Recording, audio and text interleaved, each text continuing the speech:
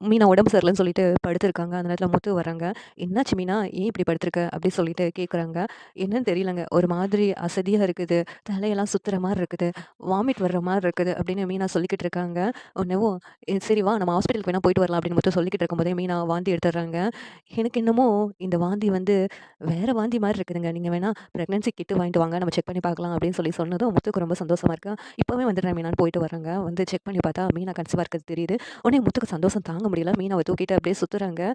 இந்த விஷயத்த நம்ம அப்பா கிட்ட முதல்ல சொல்லி ஆகணும் அப்படின்னு சொல்லிட்டு வேகமா அண்ணாமலை கிட்ட போறாங்க. "அப்பா உங்ககிட்ட நான் ஒரு முக்கியமான விஷயம் சொல்லணும்ப்பா. நீ தாத்தா ஆக போறப்பா" அப்படின்னு சொல்லிட்டு முத்து வந்து ரொம்ப சந்தோஷப்படுறாங்க. மீனா கர்ப்பமா இருக்கான்னு சொல்லிட்டு. உடனே அண்ணாமலைக்கும் ரொம்ப சந்தோஷமா இருக்கு. அந்த இடத்துல ரவியும் வர்றாங்க. "என்னடா சொல்ற? நீ சித்தப்பா ஆக போறடா" அப்படின்னு சொல்லிட்டு முத்து வந்து ரவிய கட்டிப்பிடிச்சு சொல்றாங்க. "கங்ராட்ஸ் முத்து, கங்ராட்ஸ் அண்ணி" அப்படின்னு சொல்லிட்டு முத்து கிட்ட ரவி சொல்றாங்க.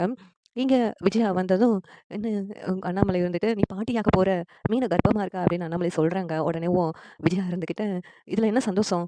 இங்க மனோஜே வந்து அவனோட வாழ்க்கை இப்படி ஆயிருக்கு. இவங்களுக்கு என்ன குழந்தை வருதுன்னு சந்தோஷமா. மனோஜோட வாரிசு தான் முதல்ல வீட்டுக்கு வரணும்னு நினைச்சிட்டு இருந்தேன். இவ வாரிசா கொண்டு வர போறாளா?" அப்படின்னு சொல்லிட்டு விஜயா மூஞ்சில அடிச்ச மாரி பேசிட்டு இருக்காங்க. உடனே அண்ணாமலை இருந்துட்டு, "யாரு மூலமா முதல் வாரிசு வந்தா என்ன? அது இந்த வீட்டோட வாரிசு தானே. அது ஏன் இப்படி நீ பேசிக்கிட்டு இருக்க?" அப்படின்னு சொல்லிட்டு, "அவளுக்கு வேலை இல்லப்பா. நீ இங்க 2 பேரும் வருத்தப்படாதீங்க. இது சந்தோஷமான நேரம்" அப்படின்னு சொல்லிட்டு அண்ணாமலை சொல்லிக்கிட்டு இருக்காங்க. முத்துவும், மீனாவும் இருந்துகிட்டு, "அம்மா இப்படிதான் பண்ணுவாங்கன்னு எனக்கு தெரியும்ப்பா.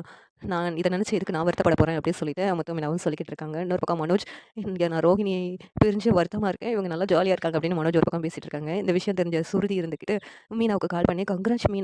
நான் நேர்ல வரணும்னு தான் நினைச்சேன். ஆனா அங்க வர முடியாது.